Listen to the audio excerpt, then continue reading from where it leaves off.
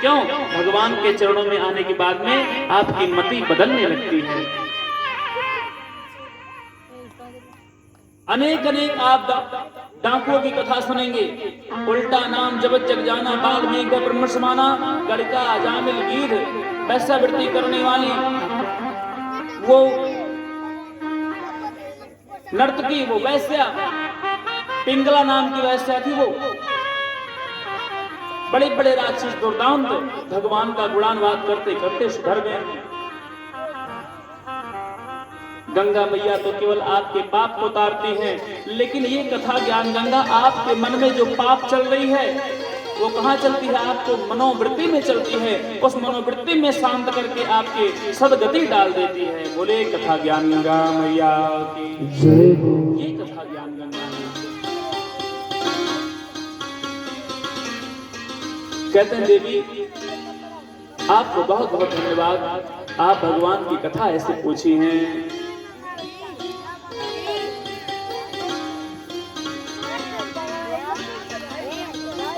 मां पार्वती पूछती हैं भगवान शिव जी से कि प्रभु भगवान का आगमन कैसे हुआ ये बता दें। भगवान के आगमन की कथा पूछते हैं। इतना ब्लर आवाज क्यों आ रहा है? इतना ब्लर से आ रहा है आवाज, जैसे कहीं हॉल में चल रहा है। तो आरन स्लो करो यार थोड़ा।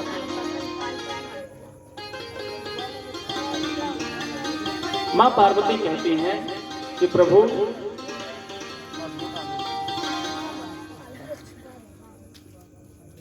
भगवान का आगमन कैसे हुआ और भगवान का आगमन होता क्यों है? यही प्रश्न ठीक याज्ञवल्क्य जैसे भरद्वाज जी महाराज कहते हैं तीर्थराज प्रयाग में। तब एक मोटा मोटा हिसाब बताते हैं क्या? जब जब हो ये धर्म के हानि, जब जब हो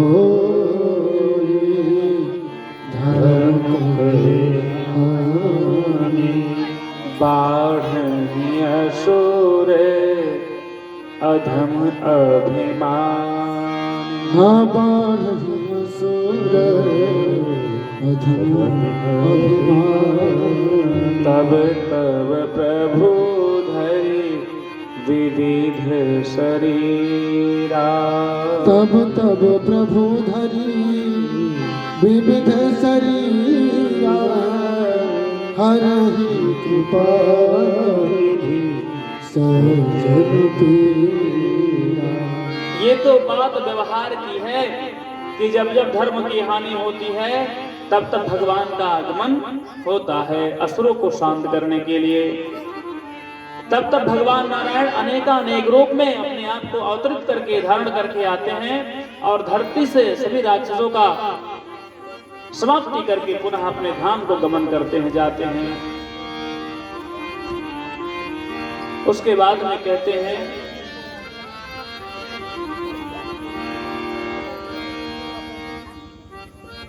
उसके बाद कहते हैं कि भगवान की आगमन का अनेकानेक कारण है। भगवान भोलेनाथ मां पार्वती से कहते हैं कि देवी राम जी के आगमन का अनेकानेक कारण है। पूरा साउंड इधर माइक कर दिया क्या? पूरा माइक इधर कर दिया गया, तो आवाज तो डबल आ रही है।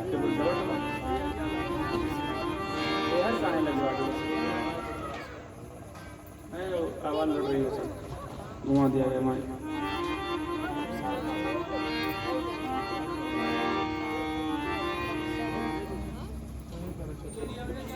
एकदम इको के जैसे हॉल में लग रहा है, समझ में नहीं आ रहा है।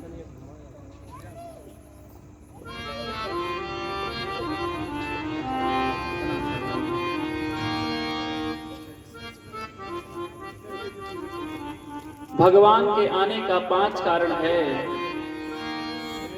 मुख्य रूप से बताते हैं कि 5 कारण है और भगवान के वैसे आने का तो अनेक कारण है। राम जन्मों के तो अनेका, राम जन्म के अनेक कारण है, लेकिन मुख्य रूप से 5 कारण हैं। कहते हैं पहला कारण है जय और विजय। को सनकादिकों के द्वारा श्राप का है।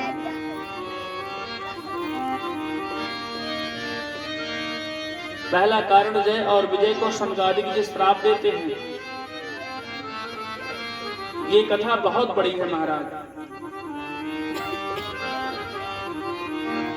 जय और विजय भगवान नारायण के द्वारपाल हैं। कौन है? द्वारपाल। और सनकादिक कौन है? नारायण के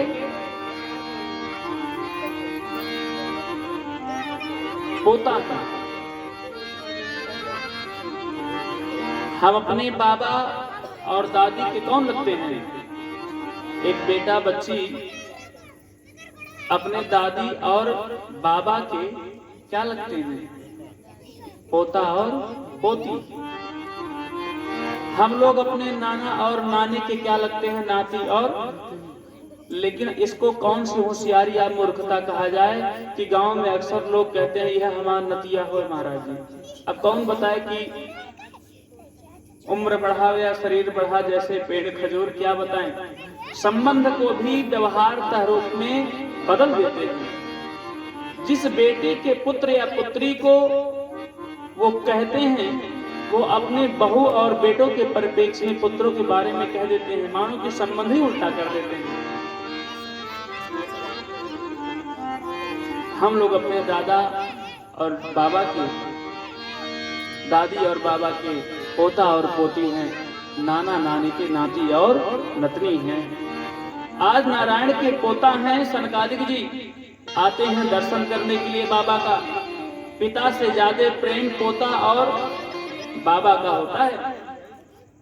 जो बात बेटा अपने पिता से नहीं कह पाता है, वो अपने बाबा से कहता है, और बाबा उसको फोड़ भी कर दे महाराज।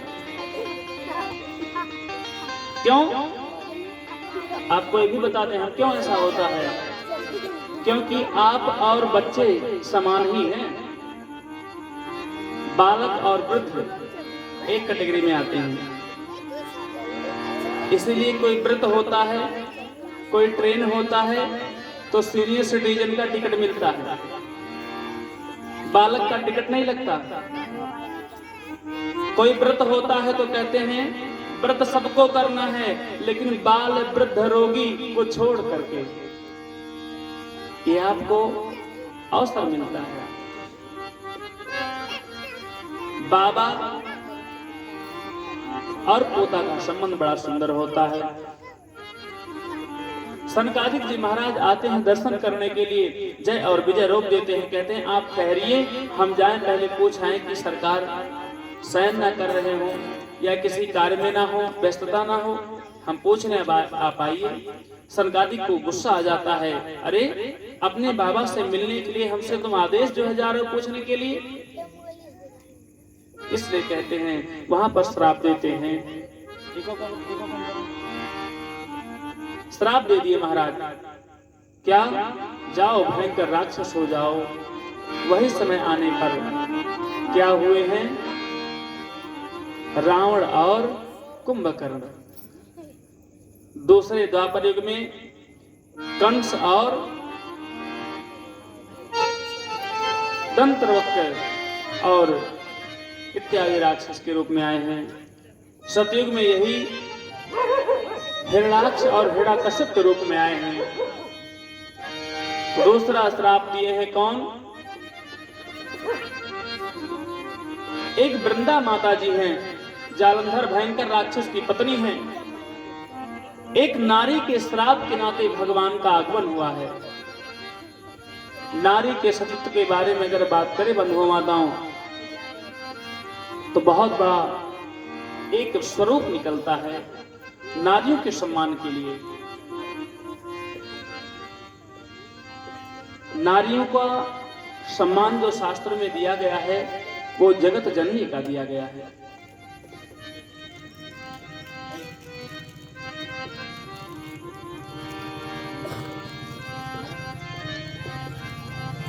मां वृंदा इतनी सत्यवती थी कि अपने सत्यवता के दम पे उनके पति का कोई वध नहीं कर पा रहा था। नारायण जब छल के द्वारा भगवान शिव को आदेश करके और जालंधर मारा गया ऐसा कह करके ला करके उसके मुकुट का दर्शन कराते हैं, मुखड़ा का, और जैसे मां वृंदा स्पर्श करती है तैसे उनका शत्रुत्व नाश होता है और युद्ध में जालंधर मारा जाता है। वहीं पर मां वृंदा श्राप देती है कि जाओ, जैसे मैं अपने पति के लिए विरह में रो रही हूँ वैसे आपके भी पत्नी का और आपका भी विरह होगा। इस कारण से भगवान का आगमन हुआ। तीसरा कारण है नारद जी के द्वारा श्राप। मां पार्वती कहती हैं गुरुजी हमारे श्राप क्यों दे दिए? नारायण को थोड़ा मानो गौड़ मानती हैं मां पार्वती अपने गुरु के उस पर। लोग कहते हैं कि पानी पिए छान के गुरु बनावे जान के। गुरु की महिमा बहुत है महाराज। गुरु गोविंद दो खड़े काको लागो पाए, गुरु बलिहारी आपको जो गोविंद दियो मिला।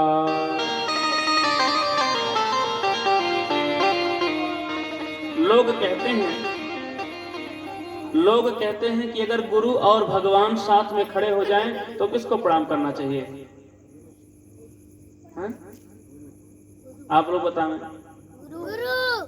ठीक है, ये कोई और वक्ता बताए हुए हम सुन लो तो नहीं।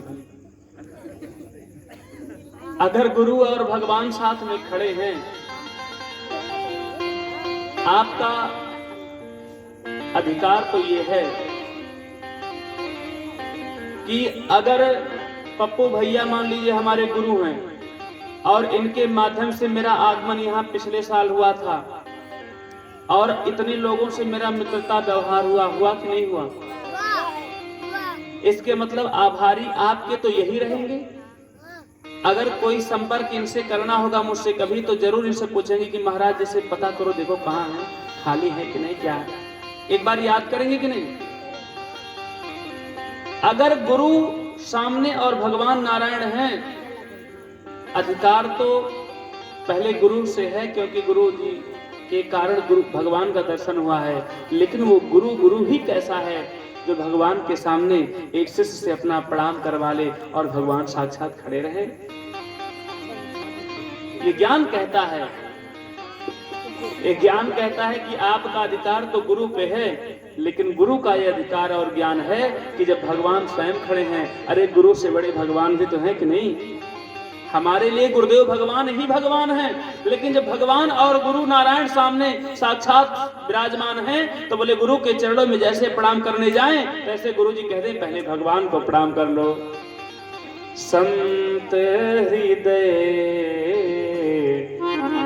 नवनीत समान, संत और गुरु का हृदय बड़ा नवनीत, एकदम सफेद कॉटन के तरीके से रुई के फाहा जैसे होता है महाराज, जिसमें कोई दाग नहीं लगता है। और भगवान के चरणों में ऐसे अपने निर्मल मन को ले जाकर के भगवान के चरणों में समर्पित कर देते हैं। और भगवान को ये चाहिए, भगवान स्वयं कहते हैं क्या?